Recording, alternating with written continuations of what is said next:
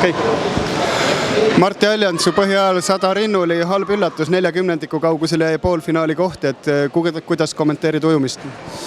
No ilmselgelt ei jää üldse rahule, et toimus valearvestus lihtsalt, et jäi veel sisse, võtsid esimene 50 liiga rahulikult ja seal nagu niimoodi kolmveerand võistlusmaa pealt tempot vahetada on päris raske ujumises, et võib-olla see kiirus ei tule mul praegu nii lihtsalt kui eelmine aasta ka, aga fakt on see, et mul jäi kindlasti sisse veel ja lihtsalt, et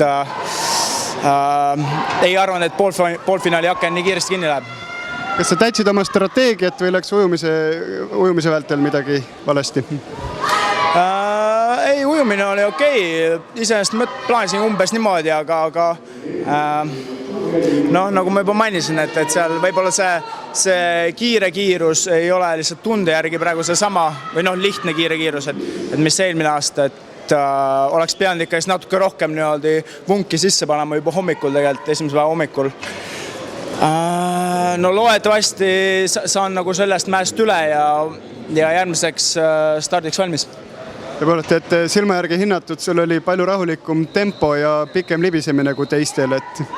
Ei, absoluutselt, et seda ma tundsin ise ka ja alles viimane 25 niimoodi tärkasin, et teised poisid nagu lükkasid juba selle käigu parem sisse, et see oli puhtalt minu viga ja tegelikult vorm, aeg ei kajasta absoluutselt vormi, et tunne on jumala OK ja võiks teha küll, et lihtsalt apsakas.